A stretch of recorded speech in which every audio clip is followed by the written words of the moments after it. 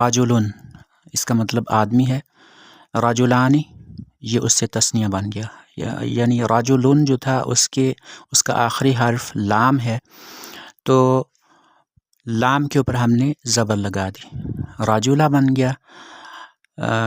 زبر لگانے کے بعد اس کے آگے ہم نے الف لگا دی، راجولا بن گیا، اور اس کے بعد ہم نے نون زیرنی لگا دیا، تو کیا بن گیا؟ راجولانی۔ اسی طرح سے امرأتن سے امرأتانی، امرأتن واحد ہے، عورت کے لیے لفظ یہ استعمال ہوتا ہے۔ امرأتن کا آخری حرف تا ہے، تو تا کے اوپر ہم نے زبر لگائی، اس کے آگے الف لگانے سے پہلے اس کا جو تلفظ بنا وہ کیا ہے؟ امرأتا، پھر الف لگائی تو امرأتا بن گیا، اور نون سے نہیں لگایا تو امرأتانی بن گیا۔ اسی طرح سے ہی صالحن سے صالحانی، اور کتابن سے کتابانی، صالحن نیک آدمی، صالحانی دو نیک آدمی، کتابن ایک کتاب، اور کتابانی دو کتابیں۔ اب ترجمے کے حساب سے معنی کے لحاظ سے میں دہرا دیتا ہوں، راجلن ایک مرد، راجلانی دو مرد، امرأتن عورت یا ایک عورت، امرأتانی دو عورتیں، صالحن ایک نیک آدمی، صالحانی دو نیک آدمی، کتابن ایک کتاب، کتابانی دو کتابیں۔ اب یہاں پر میں ایک اور وضاحت کر رہا ہوں کہ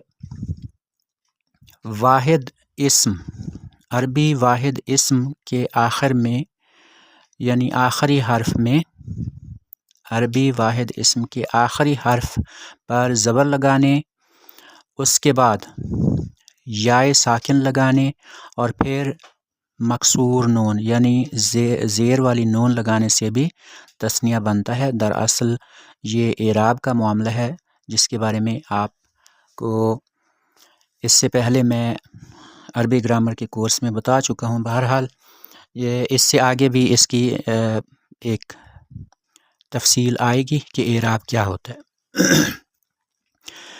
تو جو میں نے اب آپ کے سامنے وضاحت کی ہے، اس کے لحاظ سے راجلن سے راجلینی، امرأتن سے امرأتینی، صالحن سے صالحینی، کتابن سے کتابینی، یہ بھی تثنیہ بنتے ہیں۔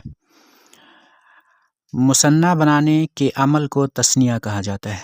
یہاں پر جو لفظ تثنیہ آیا ہے، دراصل یہ ثنا یثنی تثنیہ باب تفعیل سے مصدر کے طور پر یہاں پر ذکر کیا گیا ہے۔ آپ کو اگر میرے الفاظ کی سمجھ نہیں آ رہی تو ابھی کوئی بات نہیں، آپ اس سے آگے آپ کو سمجھ آ جائے گی۔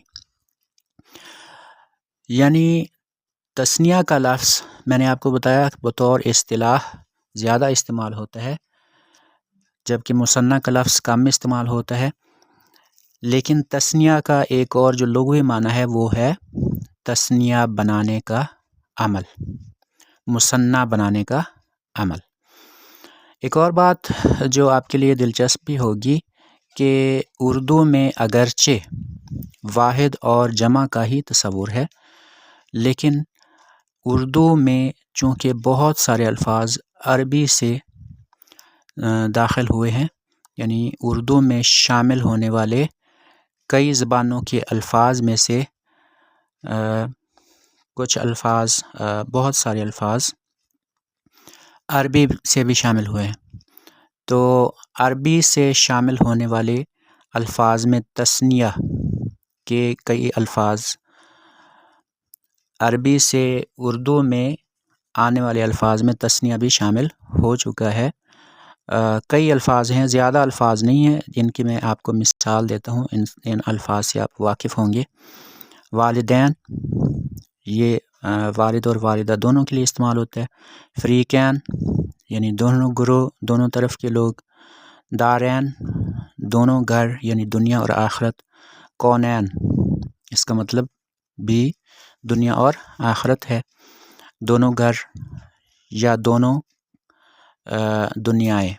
حرمین، حرم مکہ اور حرم مدینہ کے لیے استعمال ہوتا ہے، یعنی دو حرم۔ زوجین، زوج اور زوجہ یعنی شوہر اور بیوی کے لیے لفظ استعمال ہوتا ہے۔ حسنین، حضرت امام حسن رضی اللہ عنہ اور حضرت امام حسین رضی اللہ رضی اللہ عنہ، دونوں کے لیے لفظ حسنین استعمال ہوتا ہے۔ تو یہ تھا ہمارا سبق تثنیہ سے متعلق،